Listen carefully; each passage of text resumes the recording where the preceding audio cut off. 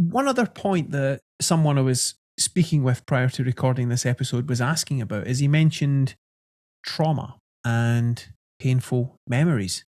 Now, as a simple way to look at that topic, and again, very understanding that we've all had something in our lives that has happened in the apparent past that actually did happen, that can feel a bit, painful and traumatic when we think about it.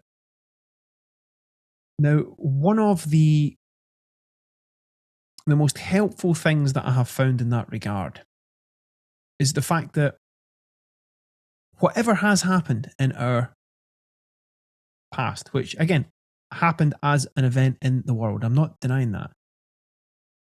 One of the keys is to realize that right now, here and now, the only thing that can keep that alive is when we bring that to life via thought, a memory, like via thought.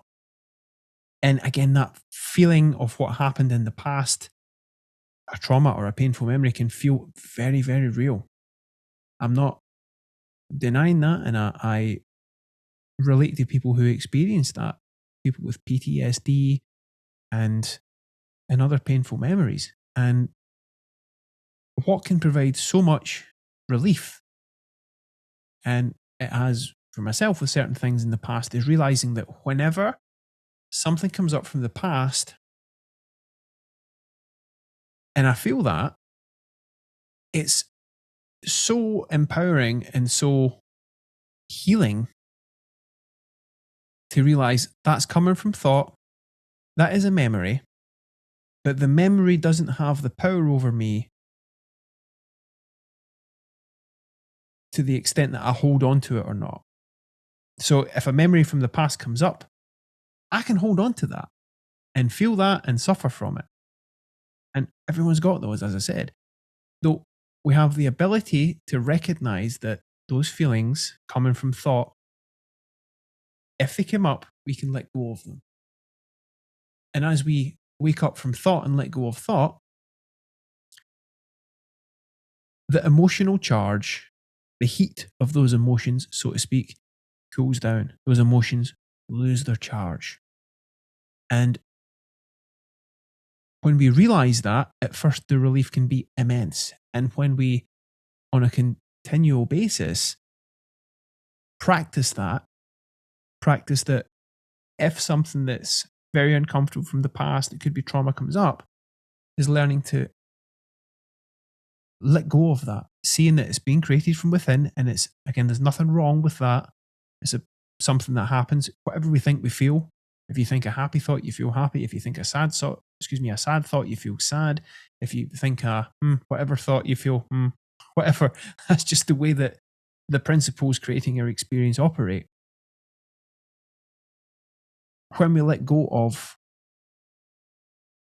those thoughts, those traumatic, uncomfortable thoughts, they lose their charge.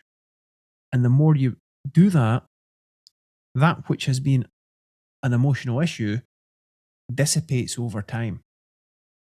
And that can relate to anxiety, fear, stress. When we see that these experiences are coming from thought and that it's unhelpful to think that, okay, for example, if you've got a gig coming up relating it to music, you've done all the practice that you've done and you're worrying about the gig. It's like, well, you've done all the practice that you've done. You can't do any more practice. So worrying about it's not going to help. Again, it's there's a wisdom and there's a common sense.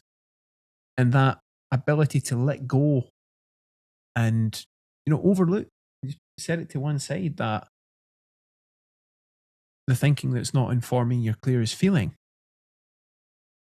the more you show up with clarity and wisdom to give your best and respond most insightfully in the moment.